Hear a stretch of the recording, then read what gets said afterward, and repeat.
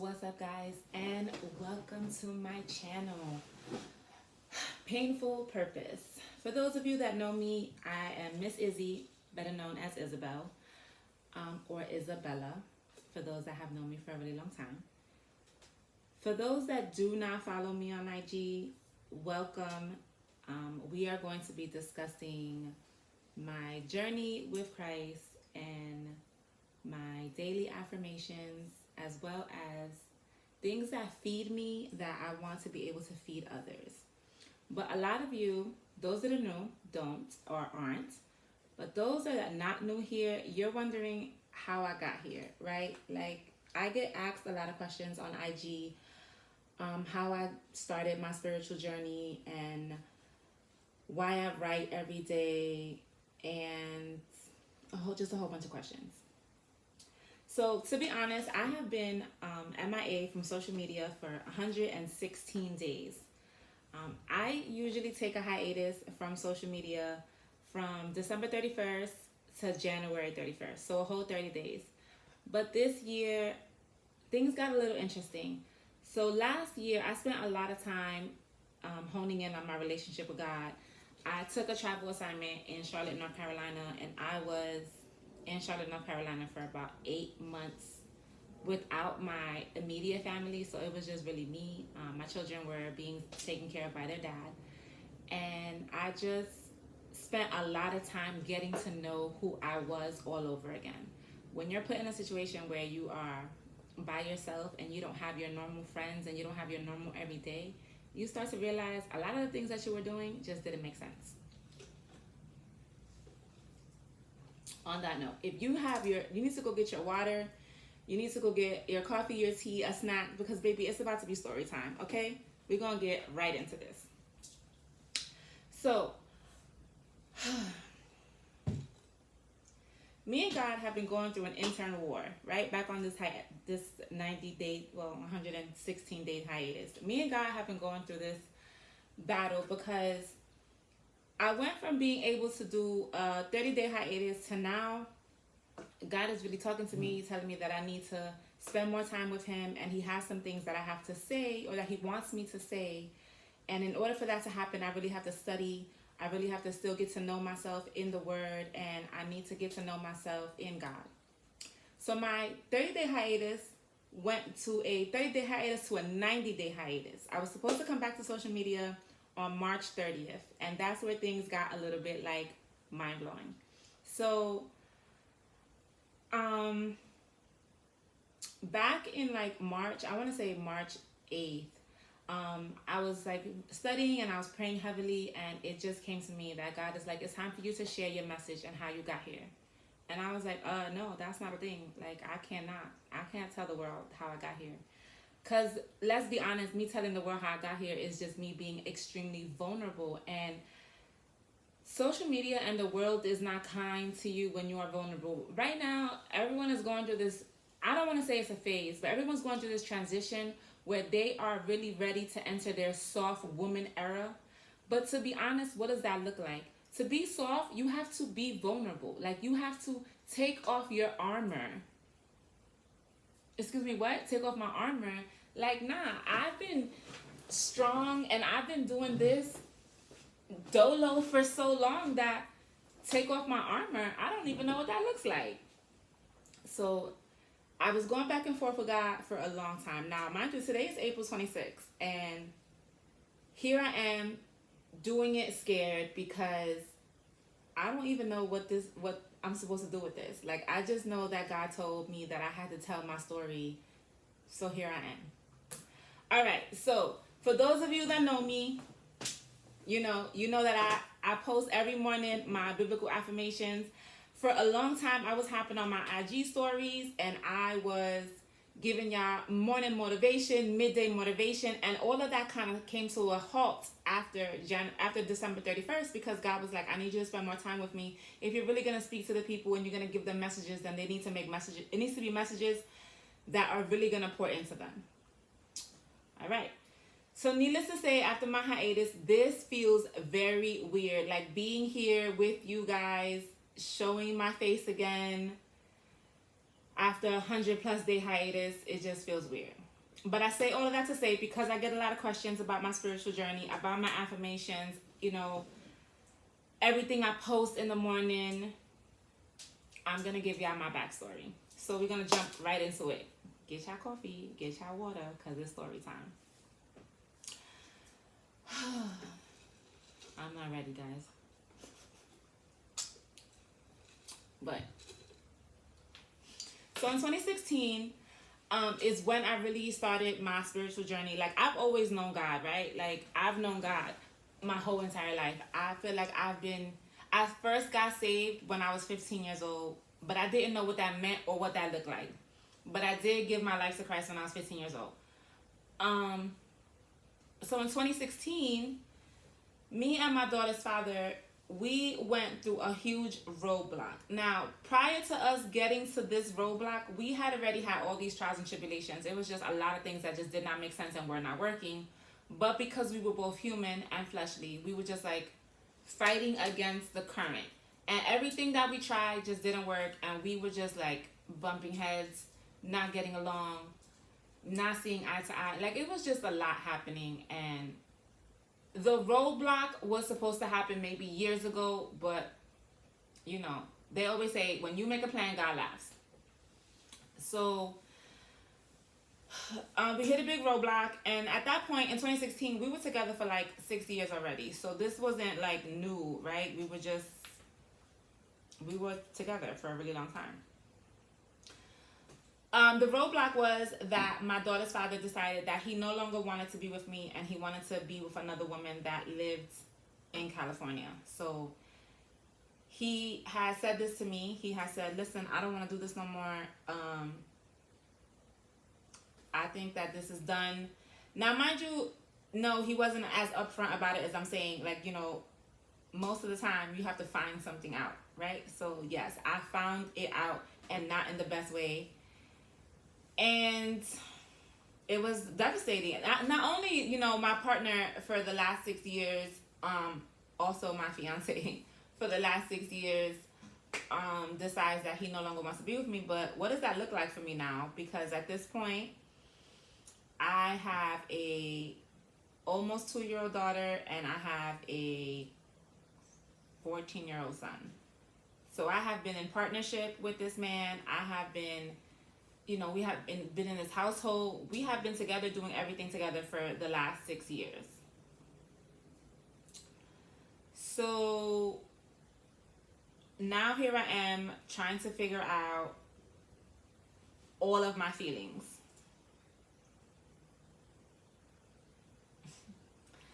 Needless to say, all of this was happening right around my 35th birthday. So around my 35th birthday, he expresses that, you know, he no longer wants to be with me. He expresses that he is probably going to move across country. And not only am I turning 35, and really, I was really looking forward to 35. Like, I'm like, yo, 35 is halfway to this milestone that I'm looking forward to. I'm about to start school again. I was going back to school to be a scrub tech, excuse me. For those of you that know me, you know that I'm a scrub tech, meaning that I assist in surgeries, all kind of surgeries. And, you know, I was really excited about this new journey that I was now coming on to at 35. And baby, 35, I always say 35 was an avalanche. Like, God literally covered me, and I had to grind myself out. Like, baby, grind myself out, because it was a lot. So long story short, right, when your world falls apart, you grasping at straws and you trying to get back to what you feel is normal. But at this point, when your world falls apart and it's been rocked to the core, there's nothing normal. There's no getting back to normal, right? That's like with COVID. After COVID, nothing is normal. We live this whole new life. Like, even when people cough, you looking at them mad weird, like, yo, what's up? Cover your mouth. Or like, there's nothing weird there's nothing normal after tragedy, right? Absolutely not. And that is normal. Because you're not going to be able to go back to who you were after tragedy, because tragedy breaks you down in ways that you either going to grow from this or you're going to let it break you. And baby, I'm a daughter of a king, so that was not going to break me. But I didn't know that back then, right? I really didn't know that this situation was not going to break me. I really thought that I was dying. I thought that I was defeated. I thought that I was, in that moment, in those moments, I really thought that, yo, my life is never going to be the same. Like, I don't even know how to function from here. How can I continue to be a mom? How can I continue to be, like, all of my titles and all of my hats? I really thought that I couldn't wear no more. Like, I thought that I was just done. But honestly, God was out here just breaking me down so that I could become the better human that I am today. Like, purposeful.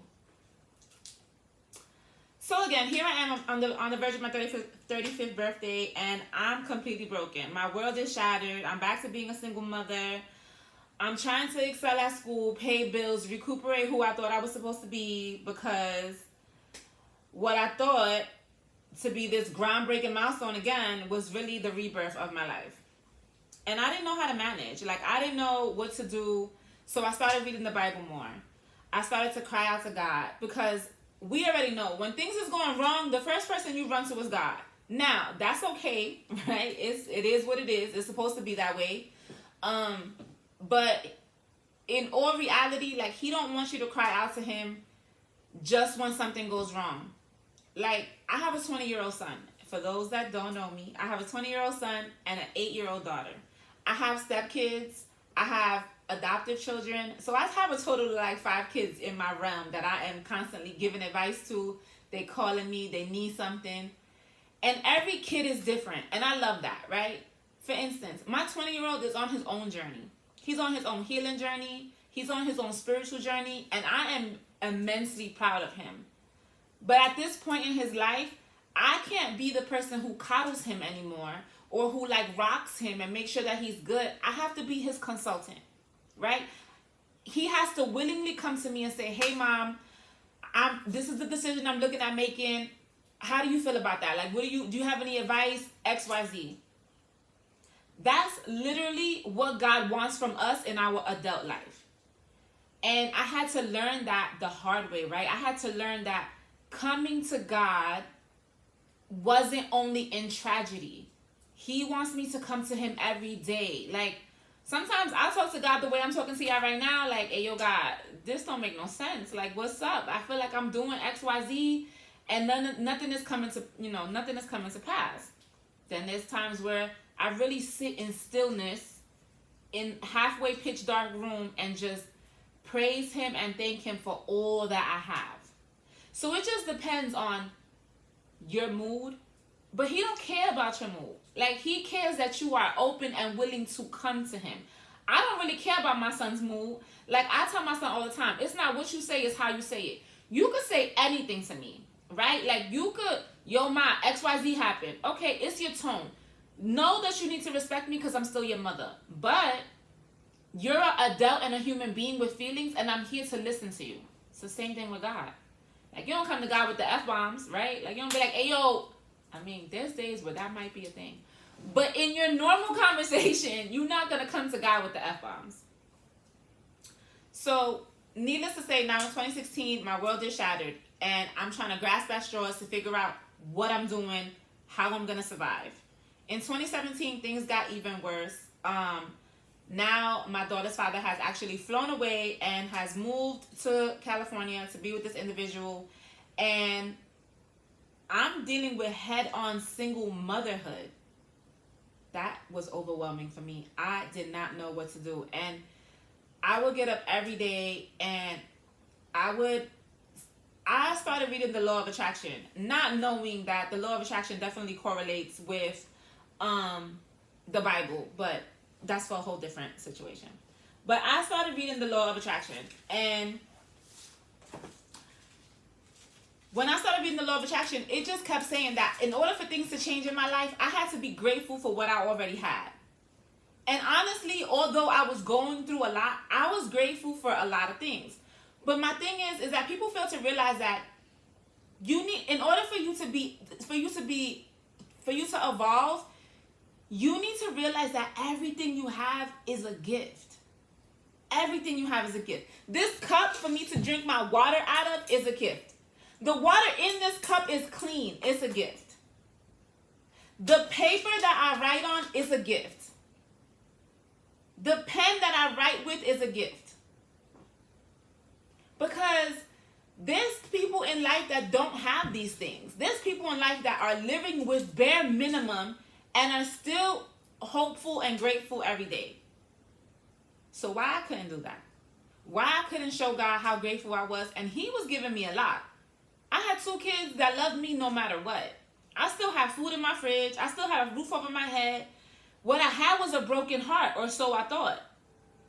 No, it was time for God to break me down. They always say, when you are too comfortable in a situation that you do not belong in, and God has been trying to get you out of that situation little by little, and you not listening, you keep going back. They say it's going back to your own Egypt. You keep going back, he gonna shatter it so that you can't go back to it. Now, let's be clear. He shattered it, but I went back to it. So in 2017, now here I am, learning who I am as a single mother. Because I still wasn't learning who I was in Christ. I was just using, that's going to sound bad that I was using Christ. I wasn't using him. I was using my newfound knowledge to keep me afloat. Right? So I'm running to the Bible every day. I'm reading every day. But honestly, I wasn't understanding what I was reading. Sometimes the message wouldn't even resonate with me. It was just like, what? Huh? Okay, maybe. But when you read, you have to pray. Like, you have to ask God to help you understand his word. So, almost at the end of 2017, my daughter's father decided that situation that he was in was not working for him. He missed his family. He wanted to make things right, yada, yada, yada. Now, me going through this healing journey, I thought that, okay, well, I'm going through this healing journey. I could deal with anything. No, baby, the answer is no. When you're going through your healing journey, you really have to hone in on your healing journey. Like, you really have to say no to a lot of things. And I didn't know that until last year. I didn't know that until 2022, when I really was honing in on what my spiritual journey looked like. So I was saying yes to everything. I was saying, yes, I can handle this. Yes, I can handle this. Yes, I can handle this. And I couldn't handle any of that because I was still broken. I was still at a point where I could not handle any of it because I was so broken. And God hadn't put all my pieces together yet. He literally was cleaning my wounds and I was taking on more. You know when you get a cut and that is raw and it's open and you put a Band-Aid over it and it starts to get that little skin on top of it? But then if you close your hand the wrong way or you stretch your fingers the wrong way, pop, that skin goes broken again and now you bleeding and it hurts again. That's exactly what I was doing. Taking on more while God was trying to clean my wounds. Girl, it was a no. So here I am thinking, okay, well, because I'm on this healing journey, I could deal with whatever and he could come back and we could try to rebuild our family because I'm strong. I got this. No, I was not strong. I did not got this. I was far from strong. I was licking my own wounds. I was sitting in a corner crying still. So now we fast forward to the end of 2017 and I am miserable. Do you understand miserable? Because I thought that I was strong enough to deal with all of the things that were happening along with my healing journey, along with accepting my daughter's father back in my life so that we can have this family that I so thought I needed. Because, we always care about what other people think about us. But for what? Like, why do we care? Why do we care? They can't fix it. The only person that can fix it is God. So 2017 rolls around. I'm miserable. I am playing pretend like it is nobody's business. We going through holidays like it's great. I'm making Thanksgiving dinner. I'm decorating for Christmas. I'm like, yes, it's going great. And 2018, I felt so sick to my stomach. And I'm like, what just happened in the last year? Like, what just happened? I went from feeling like I was getting it right to right back to what just happened? So I went on like that for a year and a half. I went on with this battle, still with my journey, still reading the Bible, still trying to figure it out. from August of 2017 all the way to 2019. I want to say, dang, I can't. I want to say Thanksgiving of 2019. I started implementing boundaries, and that was making a lot of people uncomfortable. I started saying no to a lot of things, and that was making a lot of people uncomfortable. I started really honing in on spending time with myself, and that was making a lot of people uncomfortable. In January of 2020, I was taking this hiatus that I take for 30 days since 2017. But in January of 2020, before I started my hiatus, I had wrote down and told God, I said, God, I really don't want to live in New York City no more. Like, it's not even resonating with me. Like, living in New York City is making me feel anxious. Living in New York City is making me feel like the world is just mean. Like, I'm tired of my commute. I'm tired of where I, like, physically live. I'm tired of... The only thing that I was actually happy about was my job. Like, I have found my work home, and I love my work family. And for those of you that are watching this that are still part of my old work family, hello. I love you guys so much. But it felt like I was just over it. Like, I needed a fresh start. This just isn't it. So, January 2020 comes. I tell God that I don't want to live in New York City no more. I don't want to do this no more. I need you to find a way. I need a fresh start. And God said, okay, I got you. Right? Me not knowing. February of 2020, I go visit my mom upstate. My sister had a baby, so, you know, we visiting with the baby, and we doing all this family time. As a matter of fact, it was February, it was Valentine's Day of 2020. And my mom is loving on us, and she's like, oh, I love when both my daughters are here, because my sister lives upstate, and my step-pops is like, yo, I really wish you would come home. Like, what is it going to take for you to come home? And I made a joke, and I said, if you buy me a car, I'll come home. I said, because ain't nobody coming to upstate New York waiting on the bus in the middle of -degree weather or waiting for somebody to come get me. Nah. I was like, I'm used to moving the way I want to move, so I'm not coming to upstate New York if I don't have a car. My pop said, appease me, apply to jobs and see what happens. Now, if y'all know, I love my step-pops. My step-pops has been in my life since I was 21 years old, and I'm gonna be 42 years old, and I love this man. When I say I love this man, and he's not like an affectionate man, he's just about me. Like, he don't play about Iris's daughters, you feel me? And so I love that about him. So when he asked me to do something, I usually do it. So I appeased him. I started to apply to jobs in upstate New York, not thinking nothing of it.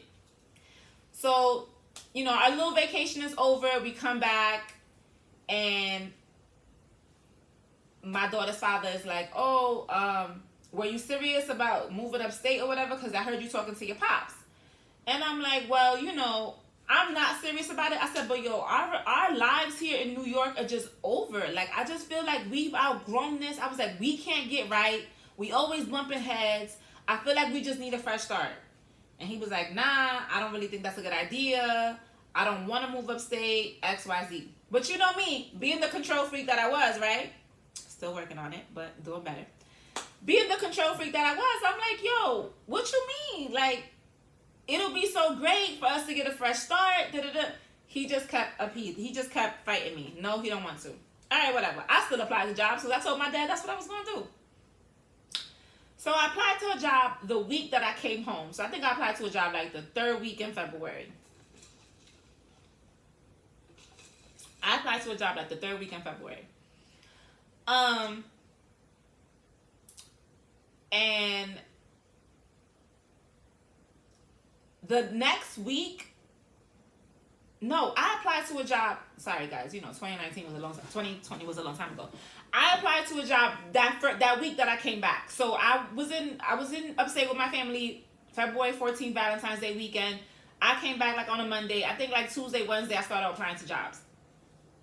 The last week in February, one of the jobs called me, talk about they wanted to interview me. And I'm like, what? No way. So I'm like, all right, whatever. So I take the interview. Mind you, I took the interview in a noisy Starbucks in downtown New York, because if you know New York City, you got to get on the train to get home. I didn't have time to get on the train. I was going to miss my call. So I had to find somewhere to take this interview, this phone interview, because if I got on the train, I was going to miss it. So I was in this noisy Starbucks in a corner, hoping that the noise wouldn't overpower what the ladies were saying or what I was saying. I wasn't interviewed by one, but two of the periop managers for two different hospitals. In upstate New York, there's a big hospital system, but, well, it's not a really big hospital system, but it's a hospital system, and they have two hospitals, they're sister hospitals. So each of the managers from each hospital were interviewing me at the same time, asking me all kind of questions and all these things. Okay, so I'm feeling like, all right, this is dope. So I'm giving them all the answers, When that interview was over, they both said, we're gonna send you over salary packages, and we just need you to see which one works better for you for each hospital. What? Off of one interview? Okay, copy. Went home, I saw that, So after reviewing the salary packages, I'm like, yo, this is alright. So I'm telling my daughter, father, like, listen, the money is not the same, but the cost of living is cheaper, and I'll be closer to family, and it makes sense. He's still on some old, I don't really know. That might not work for me. Like, I'm gonna have to find a job up there. Just all these excuses. Which, in hindsight, I should have let him do it. Like, I should have just let him say he didn't want to do it and went about my business. But because we are human, we continue to do things the way we want to do them, and then God steps in and he's like, stop doing that. So I was mad excited about this news, so I called home to tell my mom. I said, Mom, guess what happened? So I'm talking to her, and she's like, oh, call me on the camera. Now, my mom is older, so she don't got iPhone. She has an Android, but we always FaceTime on Facebook. So I'm like, Mom, no. She's like, just call me on the camera. All right, whatever. Call Mom on the camera, and it's mad dark. I'm like, yo, where are you? She's like, I'm in the garage. And I'm like, well, what you doing in the garage? She's like, look what your father got. So I'm looking at my step-pops. I'm like, Dad, what are you doing? Working on a car? He's like, yeah, I'm working on a car. I'm like, okay, who's that car for? And he's like, you? What? He's like, you told me that if I bought you a car, that you would move here. So my dad is a mechanic in upstate New York, right? And he's the neighborhood mechanic. He works on everybody's cars. So a neighbor, like, she had crashed her car or something, and she didn't have time to fix it. She just went out and bought a new one. And he bought this car off of this lady for $200. Mind you, it was not the fanciest car. I didn't ask him for a fancy car. I asked him for a car to get from point A to point B, and that's what he did. When you ask God for things, or when you say things, you need to be specific. Now, I'm not saying I'm being ungrateful for the car that he got me, because that car, that was my baby. That was baby blue. You feel me? But I say all of this to say that when you are asking for things, when you are asking the universe, God, people for things, you need to be specific, because your words carry so much power. I told my dad, if you buy me a car, I will move here. Because he asked me, what would it take? My dad bought me a car. So now, not only do I have a car, but I have a job, right? Because I just got to pick one of these packages and pick where I want to work. I'm like, yo, that's crazy. So at this point, I'm like, yo, we got to start applying to places to live. So this is all happening in February. So I'm like, okay, so now I'm applying to places to live, filling out applications. I got my mom going to do tours for me, and she's like on Facebook Messenger, FaceTiming me with all of these places, and like some of them was good, some of them was like, no. And the one that I fell in love with was where I lived for almost 3 years. The one that I fell in love with, I was like, Mom, is that one. Mom, is that one. She was like, okay. So I applied. Lady got back to me in less than 24 hours, talk about when can you move in. I told her to give me some time, because now I gotta go and I gotta resign from my job, right? Because what are we doing here? Now I have a job, I have a car, and I have a place to live. No brainer, right? So, mind you, we are at the end of February into March. I asked God in January, I told him I didn't want to live in New York City no more. But now we're trying to find a way, how are we going to move to upstate New York if this is the move? Now, in February, there was already talk about the pandemic. There was talk about a virus that was happening in China, and people were confused. The states was worried, and everyone was like, oh, no, that's not coming here. That's not coming here. That's going to stay in China. Well, apparently, lo and behold, COVID done hit. Fast forward a little bit more. Now we are in March of 2019, and COVID hit, and school shut down. When school shut down, I'm worried about how I'm going to homeschool my kids and go to work because I'm in healthcare. I cannot not go to work. I've got to go to work every day. I got to commute on this train every day. I gotta do something. I gotta get to the bag. But my kids, now 4 and 16, are homeschooling themselves because their dad also was in service, so he had to go to work every day.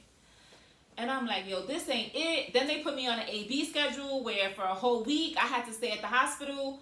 And then on my transition day, I couldn't see my kids. And then I would be home for a week. And I'm like, yo, this is crazy. I can't homeschool my kids. I can't see my kids. This is mentally draining me. I got to do something. So I talked to my boss and I'm like, listen, I might have to resign. I said, but I cannot afford to resign without any pay. She put a bug in my ear. She was like, well, if you do it this way, yada, yada, yada, you might be good. I said, okay. I took that route. I called the lady and was like, I can move in 2 weeks. She said, do you have the deposit? I said, yes. I put the deposit down in the apartment. I called the other ladies from the job. I had already sent an email with a tentative start date, and they gave me April. I said, that gives me enough time to move into my house, move all my stuff, and be set and ready to go to work. The kids are being homeschooled, so I don't even have to worry about that. They are virtual. We're going to have internet. They can homeschool. We could be good. Now I'm talking to my daughter's father like, yo, what we doing? He's still fighting me tooth and nail. He don't want to move. He don't want to move. He don't want to move. And I'm like, in my brain, I'm like, bro, you just moved cross country for some random, but you can't move 4 hours away with me and your kids. I should have let it go then. But because I'm fleshly, I didn't. I'm holding on to what I think is supposed to be the way. That's a word. So he fighting me on it, but we wind up doing it. We wind up moving to upstate New York, March 26, 2020. And when I tell you, they always be like, God don't bless no mess. I mean, clearly we are all a mess, and he continues to bless us. But he does not bless messy situations. He will not let messy situations flourish and prosper if that is not where you belong. And although I might have belonged in upstate New York in that moment, like in that time frame, I didn't belong in upstate New York with this partner, right? Like I didn't belong in upstate New York with all this excess baggage because God was still trying to heal me and I was still bringing in my Egypt. Like, I need this, God. I need this, God. I need this, God. And God is like, you don't need any of that. You just need me. But I didn't hear him, though, right? So, long story short, I'm still on my journey, right? Like, now I'm learning a whole lot of things. So, now I got space for, like, I'm making space for God. I'm creating all of this, like, I had a prayer room, and I go there every morning, and I'm taking in nature, and I see all these wonderful things, and I'm feeling like, okay, my spirit is moving, but something was missing. You always feel like something's missing, right?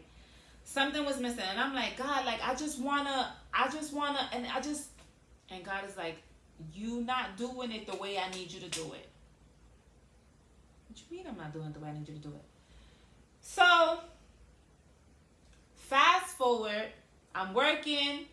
COVID came and went, and now I'm working, but I don't feel fulfilled. I don't feel like I'm actually doing the work that I want. Like when I was in my job in New York City, I felt fulfilled. There was a service that I was doing, like there was a surgery that I was doing that I loved doing. And it really made me feel like I was making a change in the world. And I didn't feel that anymore. And I'm like, God, I really want to feel like I'm making a change. Like, I love my career, but I don't feel fulfilled. And I don't want to be complacent in my career. And I don't want to just go to work every day to have a job. Like, I really want to feel fulfilled. And when I first graduated school, I always said I wanted to be a travel tech. That I wanted to travel to different places and countries and be able to perform surgeries and be able to, like, change and heal people. I started to do my research and I realized that I could be a travel tech. Now, that was scary in itself because I had my family and I would go to work every day, I do whatever. Being a travel tech, you go to a different hospital. You either are away from your family for 3 months and, you know, you don't know your surroundings. You just go to work. So I took the leap and I started to apply to be a travel scrub. They gave me 2 options.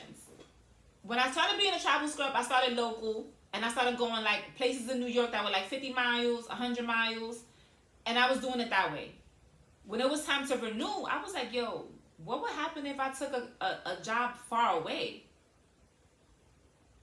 They gave me Charlotte, North Carolina and Scranton, Pennsylvania. Now, I know Pennsylvania because I used to live in Pennsylvania. I don't know Scranton, but I know Pennsylvania. So I'm like, that's not enough change. We're gonna go with Charlotte. In January of 2022, I took the leap of faith to transition my career, but I wasn't transitioning my career. God was transitioning me.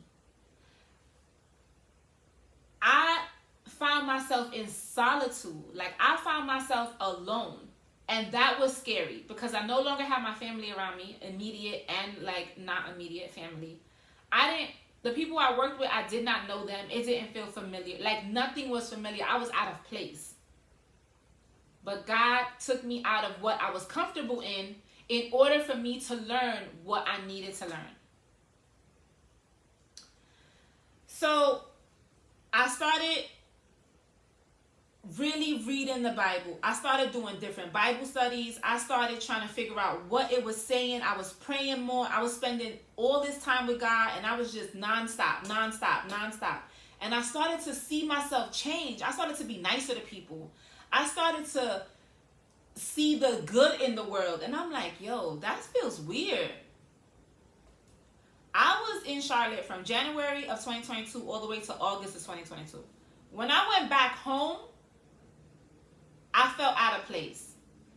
Now, I had been back home a time or two, but not for long periods of time. I had been back home for Mother's Day, for like holiday, but I hadn't been back home for a long period of time. I felt completely out of place going back home to New York. And that's because I no longer belonged there. That was my transition. That was where God was going to pivot me from. But I didn't belong there. In January of 2022, when I left New York, I told my daughter's father, I said, listen, this is either going to make us or break us. I need you to understand that. I said, because this distance is going to either give us what we know has been happening or what we know that we need. And that's exactly what happened. God separated me from what I no longer needed so that he can pour into me what I was destined for. And that relationship had ended a long time ago. Physically, it had ended. But emotionally, I just could not let it go. And God was like, no, you have to let go. You know that meme that goes around, or that Instagram thing that goes around, that God is asking you for the little teddy bear in your hand, but he's holding something behind his hand, and it's a big-ass bear? I was holding on to this small teddy bear that I could have swore I needed. I need this. And God was like, just give it to me. If you give it to me, I promise what is going to come is greater. And so I took the leap of faith. I knew that this transition was going to either make it or break it. And it broke it down to what it needed to be. And it made me such a better individual because I let go and let God. And although that's scary, right? Like, having that much faith is scary. People always ask me, like, Isabel, how you went from living in upstate New York to living in Charlotte and leaving your kids behind? Because I knew God had them. Because I knew that if I didn't take this leap, I couldn't be the better me for them. I couldn't be the better me to spread this word. I couldn't be who I was destined to be if I did not take the leap of faith. So I did it. And I'm not telling you it was easy, and I'm not telling you that it wasn't scary. It was beyond me. Like it was like having an out-of-body experience, honestly. So I went back home, and I had knew that I was gonna pivot my life to Charlotte. I was like, I've never felt this much peace the way I felt. And I thought that, well, am I feeling this much peace? Because, the devil starts to play with you when you think you know the answers, or when you finally listening to God. The devil be trying to play with you. And I started to feel like, well, did I feel this much peace because I was away from all of the things that I know, or all of the noise? Like, am I not ever going to feel that peace again because now I'm going to transition my life? Yo, peace is not something that you buy. Peace is not something that someone else can give you.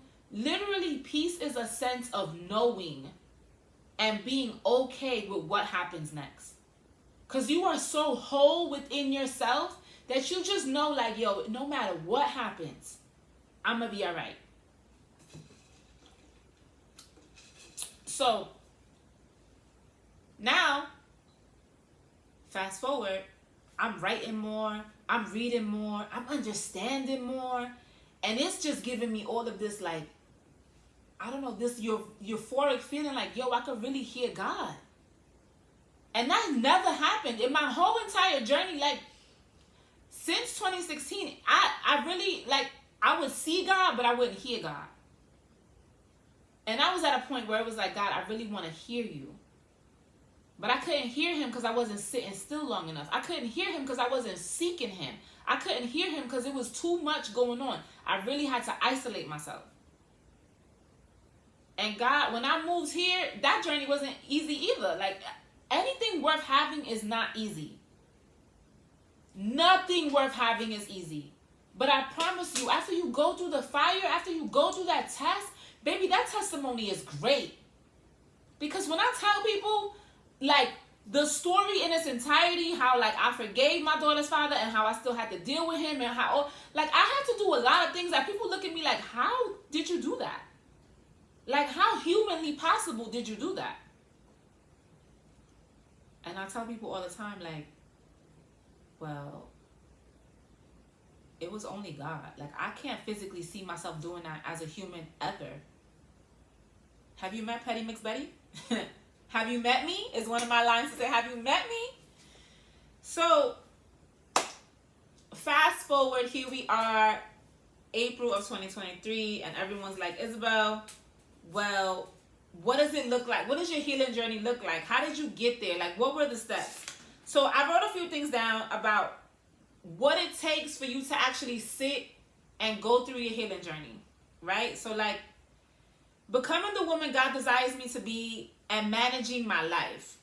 That's exactly what I wanted. I wanted for God to be able to manage my life, but I had to help him do that because I had to let him do it.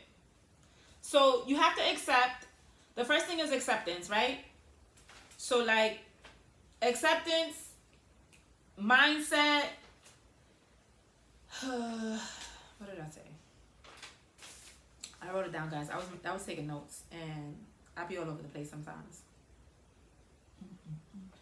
Mostly acceptance and mindset. So you have to accept that this is not who you were destined to be. Like, all of the stuff that you got going on and everything that you feel, if you're feeling overwhelmed with your job, if you're feeling overwhelmed with your relationship, if you're feeling overwhelmed with your state of home, you got to start changing things.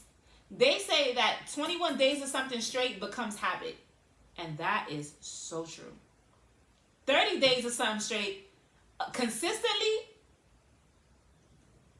Discipline doesn't come from, like, this doesn't come from, oh, I want to do this every day. Because there's days where I really want to stay in bed and not get up at 5:30 in the morning. But I know that getting up at 5:30 in the morning gives me enough time to really sit with God, read the word, understand, write out some things that'll fill me, and be able to continue with my day with that pivot. Like, some people wake up miserable, right? I used to be that person. The alarm used to go off at 4:30. I used to rumble through the house, get myself together, be out the door by 5:30, and be on the train pissed off. I no longer feel that because I get up every morning and I dedicate my time to filling myself and purposely having a positive day. And yes, things happen during the day that throw me off, and baby, I get thrown off. But then I gotta change that trajectory. Like, I gotta change my mindset. Like, none of that matters. None of that is important. Because look at all the things that I have to be grateful for. So, is this really gonna matter in a day? Is it really gonna matter in a month? It's not. So, acceptance and mindset is one thing. Expectations and letting go. Like, you really have to stop having expectations of other people. You really have to stop letting other people's emotions control your emotions. And I'm still learning that, but I'm getting so much better at it. Like, so much better at it. Also, releasing the need to know. Like, we live in this era where we gotta know what happens next. Nah, our life is a movie and it's being created, so we never know what's gonna happen next. That's like when you watching, you be like, oh, I think this is gonna happen. Oh, what if this is gonna... And we have all these scenarios about what we think is gonna happen in the movie, and then sometimes we right and sometimes we wrong. But we just don't know because we gotta keep watching. You just gotta keep watching. You gotta acknowledge your pain. Like, if you're going through a healing journey, you really have to acknowledge what caused this much pain, and then you got to create boundaries. And boundaries, I learned recently that boundaries is not to keep people out, but to keep people in, right? Like, I create this safe space for me and for the humans in my life so that nothing can affect them or affect me, so I affect the humans in my life. So boundaries aren't only saying no. Boundaries is really standing your ground. Like, that doesn't resonate with me because, and this is what I'm doing about it. And lastly, I want to say, you got to be dedicated to this. This is something that you're going to be doing for the rest of your life. I'm going to be doing this till I'm well in my 60s and my 70s because this is what I want, right? Like, I want to be a better person every day. I want to be in service every day. I want to be a reflection for my kids.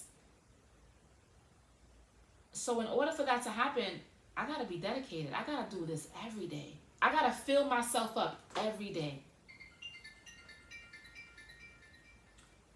Who is calling me?